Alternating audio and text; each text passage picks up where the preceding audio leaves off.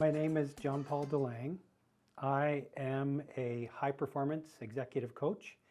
I do life coaching, high performance coaching in a couple of different areas. So I specialize in a kind of an advanced form of forgiveness called radical forgiveness. It's kind of an adult version of forgiveness. Okay. To make peace with the past. I believe that that's an essential element in enabling yourself to move forward into the future as your best self, to create the best opportunities to create your best self. So once we make peace with the past, then we can dive into developing the habits and skills through high performance habits that I coach to individuals and groups and companies to help them improve their decision making, improve their judgment, and just grow. Okay. Yeah.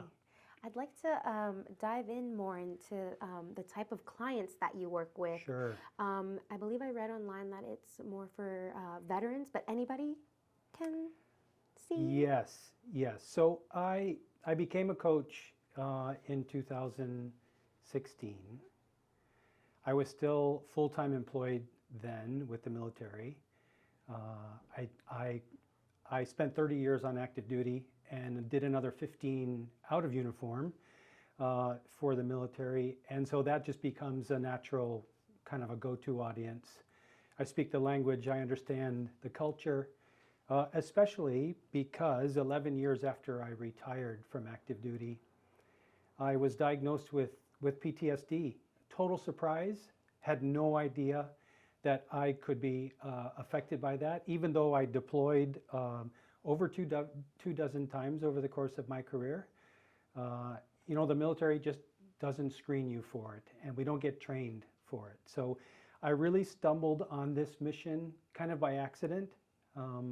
I teach my clients, you know, find a cause that's worth fighting for, and this became my cause worth fighting for because 11 years after I retired from active duty, learning that I had PTSD, that I have been living with PTSD for over 30 years.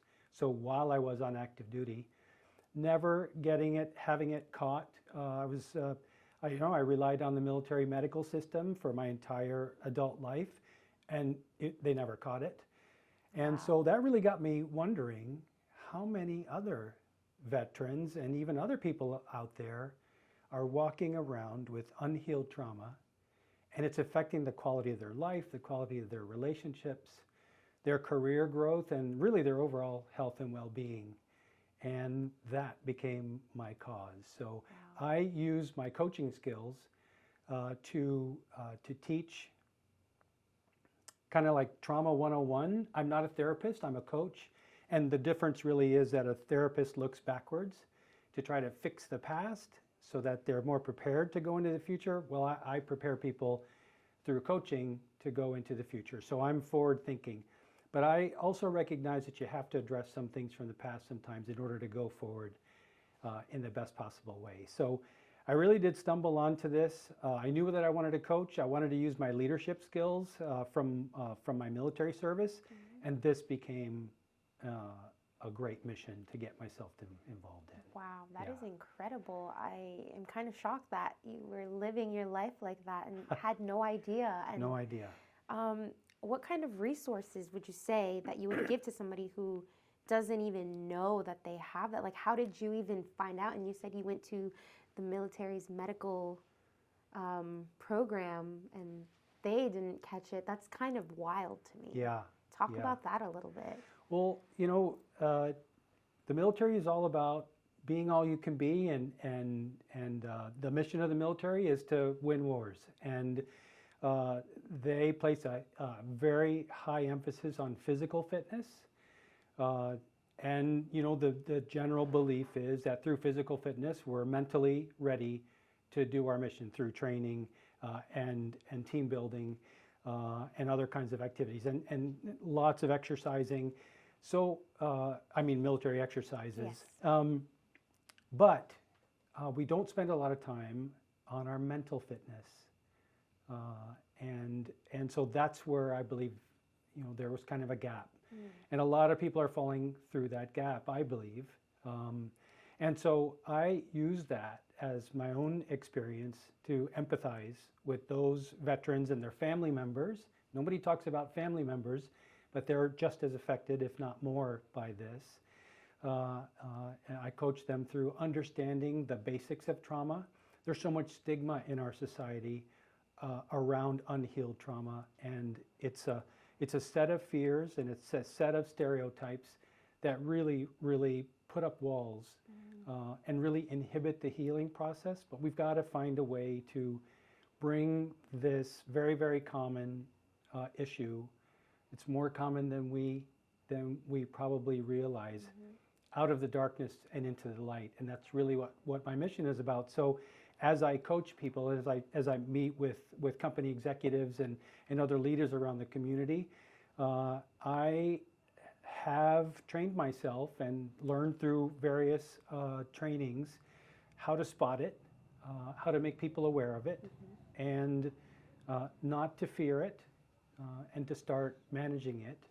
For example, in a company environment, we've got to acknowledge that there are employees that come to work each day with unhealed trauma.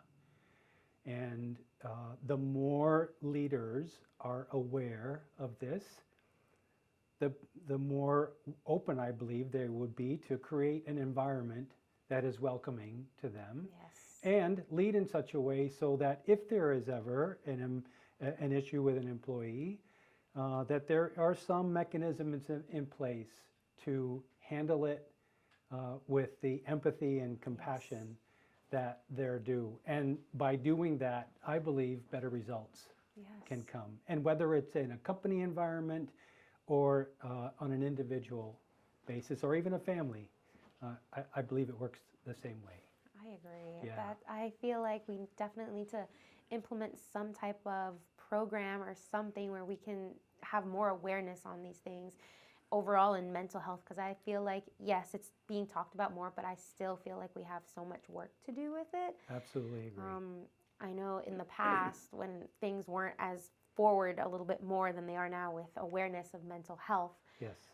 I thought I was going through something. And no, actually, I knew I was going through something, and I told a family member, and they were just like, get over it, or like, that's not a thing, depression doesn't exist. And I wish that they had had that education, because it did not help my relationship with that person at all. I believe that's absolutely essential. Just as we pay attention to our physical health and many of us pay attention to the food we eat, we really, really need to pay more attention and raise our awareness around our mental health, our mental fitness as well. That's where stigma comes from, and I promise the audience here and anyone I talk with, trauma is not something to fear. I love to say to people, love your trauma, because it's a part of you that you're kind of avoiding. The stigma in society around mental health kind of facilitates us kind of pushing it away. We don't want to deal with it. Yeah. But look, I firmly believe that the mass shootings we're seeing in our country, especially these days, so many of them, people who are mentally well don't do those things.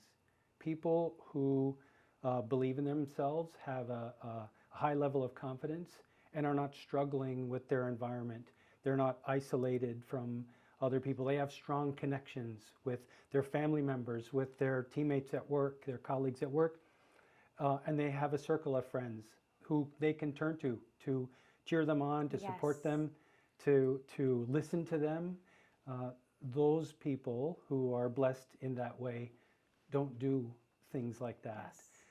And so these are gifts, I believe, as terrible as that might sound. These events are really gifts to us to say we need to pay attention to what's going on here and change the way that we approach this whole topic. And I believe we can really, really change things significantly in our society by addressing our mental fitness. Yes. And it starts with one person. And if I'm that person in this community, I love this mission. It's challenging, but the people I work that I speak with are so receptive to the idea and to learning more. And the more I can get the word out, I think the better for the community. Yes. Yeah. And can you tell me where people can find you, the name, if you have an Instagram, what it is, if you have a website, what that is? Yes, yes. So I'm at johnpauldelange.com, JONPAULDELANGE.com. That's my website. And I'm on Instagram and Facebook and LinkedIn, same name. And I would be happy, more than happy, to talk with anyone about this, as I'm sure you experienced with your experience. You know, sometimes all you need to do is talk with somebody. Yes. All you need to do is, we all want to be seen, feel like we're seen and heard and accepted for who we are. And that's not asking a lot. Every individual deserves that. And that's how we form connections with other people. Yes. And that's where it all begins. So I think that's a mission worth pursuing. And I'm so glad that you were a part of it. Oh, thank you. Thank you too. Can you tell me a little bit about yourself growing up? Like, Yeah. who were you as a child? Well, so I'm first generation American. My parents were migrants.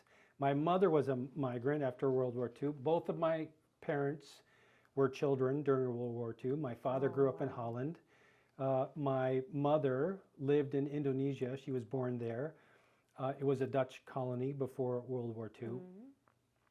And so just imagine two kids at around 8 years old. Germany invades Holland, Japan invades Indonesia, and they lose everything. They lose their home, especially my mother. She lost their home, all their belongings. Her father became a POW. She never saw him again.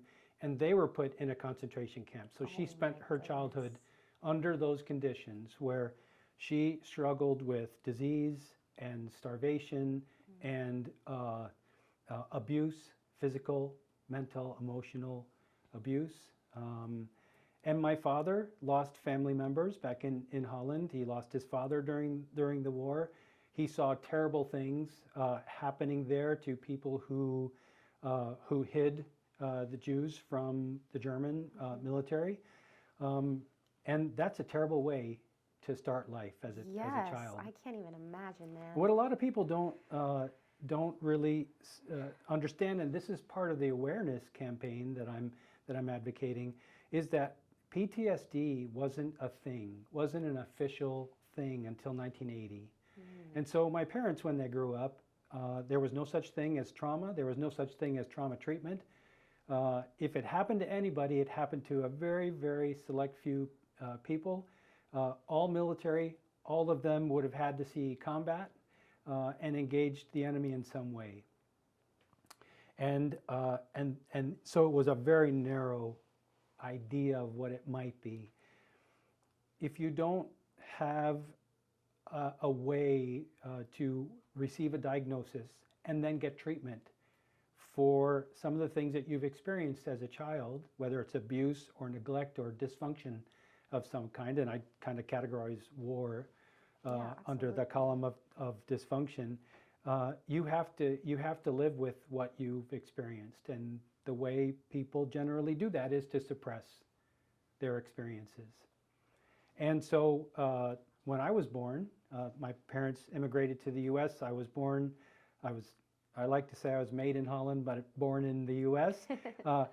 You know, when I started to grow up, my parents it was just natural for my parents to kind of push their unhealed trauma onto me. It affected their life, it affected their quality of life, it affected their ability to connect with others and to understand others and to respond to situations in a more or less a rational way. So I was on the receiving end of all of that. I don't blame them for it. I have a deep understanding of generational trauma now. But, you know, in 1980, finally, PTSD became an official diagnosis, an official issue. And I don't like the term PTSD. That's another aspect of it that turns people off. They believe it's a disorder, and I don't believe it's a disorder. It's just a wound, and we can heal from a wound. That's the good news about trauma. So, but I grew up in Cleveland, Ohio, and I went to school just like everybody else. Moved to New England and graduated from high school there. Entered the Army, and that's where I spent my entire adult life, up until now, really. So, yeah, that's kind of my short story. No, thank you for sharing that. Before I ask you another question, I want to go back to talking about your parents and you having an understanding that Yeah. they went through stuff too, and that Yes. it was not even a diagnosis till the 80s, 1980. Man, because I feel like I have so much,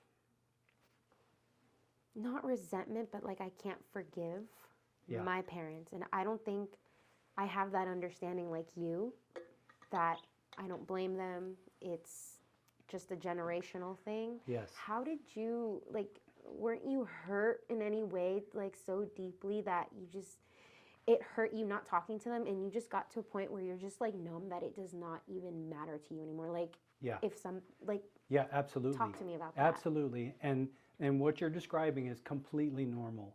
And it's, in a sense, it's a consequence of not knowing enough about this. Of course, I was upset. I was on the receiving end of abuse and neglect and dysfunction in my family. It was not a pleasant upbringing. I was beaten. I was emotionally abused.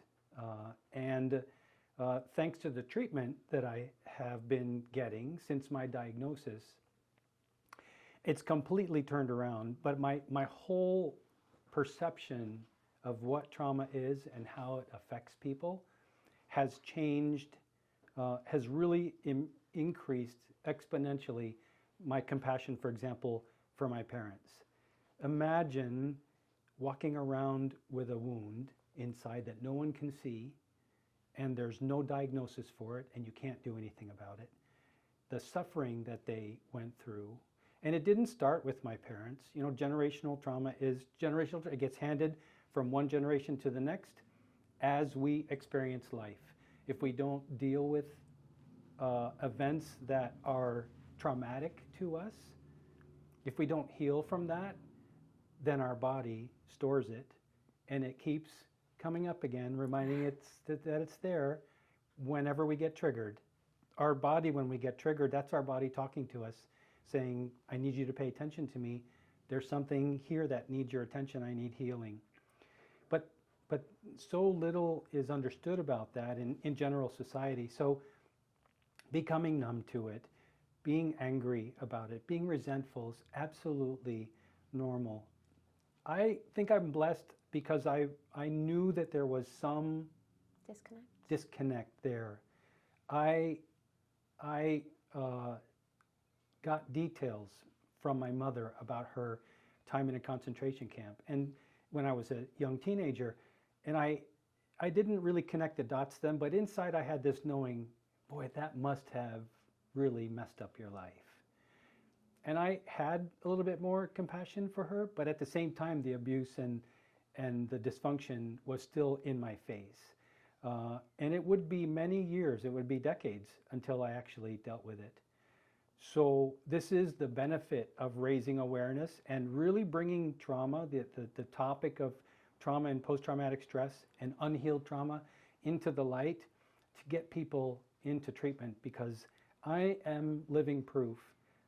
You know, for a long time, PTSD kind of controlled my life. It directed my decision making. It influenced how I showed up in the world and dealt with people, interacted with people. And when I got triggered, I got seriously triggered. And you know, when you get triggered and react instead of respond, that's all about self-protection. It's all about survival for a perceived threat out there, which is why becoming numb to a situation or having that anger or resentment is completely understandable. But you don't have to live with it. You can, there is a way to dissolve it. And if you are not living with trauma, with unhealed trauma, and just harbor anger and resentment, because maybe a parent did, or a sibling, or another family member experienced trauma. There is a way to deal with that and make peace with that, because really you're investing, when we hold on to these memories from the past, we're investing our energy into a story that we can do nothing about. We cannot change it. So in order for us to kind of move forward into the future and create an amazing life, an extraordinary quality of life, we have to be willing to learn the lesson from those stories and release the pain from it, so that we can then direct that energy that we've kind of misinvested into our creating our future. Our future. And that's where our success is. That's where fulfillment is. Our peace and our happiness happen in the present moment. But if we're holding on to these old stories that don't serve us anymore, those old stories contain limiting beliefs. And that's part of the radical forgiveness coaching that I do. I help people identify their limiting beliefs and help them change them, help them replace them with more empowering ones. You know, this is another lesson that we don't really learn when we grow up. You're allowed to change your beliefs, Yes. believe it or not. And that is an empowering thought all by itself. And if you have beliefs that no longer serve you, I have a way of helping you replace them so that you can start moving into the future and creating a future that you want, instead of being directed by past experiences, because you're still invested in that story, and not changing the trajectory of your life like you want to. Does that make sense? It makes so much sense. Sadly. I love this stuff. I love it. No, you're. I feel like, I don't want to make it about me, but I feel like I've gotten over so many things. But man, when I was deep dark in there, I'm thinking right now, like, where were you? Like, I wish I had like an infomercial about you, or a web. I wish I knew. And this needs to be mainstream for that reason, because so many people are walking around silently, ruminating about something they're angry about, something they resent, something they don't understand, and wish that they could deal with, but it just keeps playing over and over and over. And these are patterns that all of us deal with, but there is a way to deal with it. And that's what I'm here for. That's my mission. Because so many veterans deal with this, you know, post-war kinds of things, abuse that they may have experienced as a child, or neglect or dysfunction as a child, that they take into their marriages and their family life. And they're there in that setting, not knowing that they have a wound on the inside that has been there affecting and influencing their life, maybe for a long time. And what a relief it is to get that diagnosis and get into some body-based treatment that really, really works and helps you discharge that wound and finally make peace with yourself. It's really a game-changing event when that happens, and I just wish it for everybody out there. It's why this needs to be more in the mainstream, I believe. Yeah, and that's why I'm so glad that you came in today and that you have this subject to talk about. We have many different subjects, but this is something that I feel is very important, and if we can get that into the mix, I love it. I can't wait to share some tidbits online. Thank you. Get you your clips so you can share online. It's just important.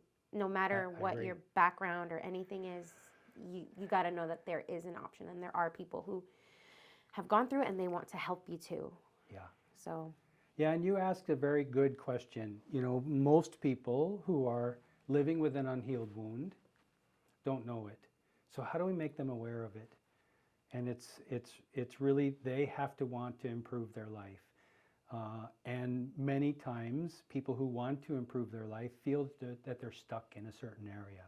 And that is worth getting curious about. What's going on there? Is it a repeating pattern that keeps showing up over and over again? That's a sure sign that there may be a wound there that's worth having a look at. And not to fear, you know, the emotion, the base emotion that surrounds trauma, which I believe makes it difficult for people to even talk about, is shame. But what they don't see is that shame is all about a part of ourself that we don't want to face, we want to push away, we want to avoid. And that's like that's like totally ignoring a part of ourselves. It's like cutting off my arm and not even paying attention to it. Not acknowledging it. It doesn't even make sense, right? But it's just a natural thing we do. Shame is kind of the lowest vibrational emotion out there. And it's a difficult thing to deal with because as a society, we just don't really understand what it is or how it affects our lives. That's why I say love your shame. It's a part of you that's wounded, and that imagine a child that's wounded. The first thing you want to do is love him or her and help him to heal, help her to heal. And that's what you're doing with yourself when you love your shame. You're really restoring yourself to wholeness. And this whole journey, this whole coaching journey, whether it's radical forgiveness or high performance habits, is about connecting with your best self, connecting with your authentic self so that you can create the future that you want for yourself. Yeah. Yeah. Wow, this is some good stuff. I'm probably going to re-listen to this, honestly, because I need it to like get through to my head sometimes. Awesome. I'm glad. And then just to wrap things up here, Yep. if you could leave our listeners or just anybody who stumbles upon this a message for them, it could be in regards to your industry with mental health, Yeah. family, life. What would that message be? Well, I'm working on a brand new project. I'm launching it on the 4th of April, next month. It's a new program I've developed. I call it the fulfillment formula. And I've leveraged my military career of 45 years, everything that I've learned about personal development over the course of my life, everything I've learned about relationships and trauma, and envisioning, empowering yourself to create the future that you want, and developing the habits and the skills you need to move yourself in that direction. I've packaged it all into this program called the Fulfillment Formula. And I would just encourage people to consider the possibility that chasing after success is not really the answer, because there are a lot of successful people out there who are miserable in their life. They're not happy. They may have a lot of money. They may have the mansion, the great car. They may have plenty of money in the bank, but they're unhappy people. And that's because they may have pursued something in their life at one time and gained all this material wealth, but they're empty on the inside. They're unfulfilled. By anyone's standard, they are successful people because of what they have. But on the inside, they know something is missing. And I believe it's fulfillment. Fulfillment, this sense of life satisfaction, this contentment, this joy, this happiness, sustained, consistent, this optimism for the future. If you create success for yourself but don't feel fulfilled, it's time to hire a coach. Yeah. And help you find that fulfillment, because it's out there. And the second, if I may just share with you, please. Trauma is not something to fear. Trauma is a wound, and you can heal a wound. And there are people like me out there that are so anxious and excited and motivated to help you find that healing, because I know from personal experience what's on the other side of that. The only way to heal is to go through it and to come out the other side a better person, ready, equipped to really build a new life, to build an extraordinary quality of life. We all deserve that. There is no need to walk around with this. It's a choice. It's not a life sentence. And, Yeah.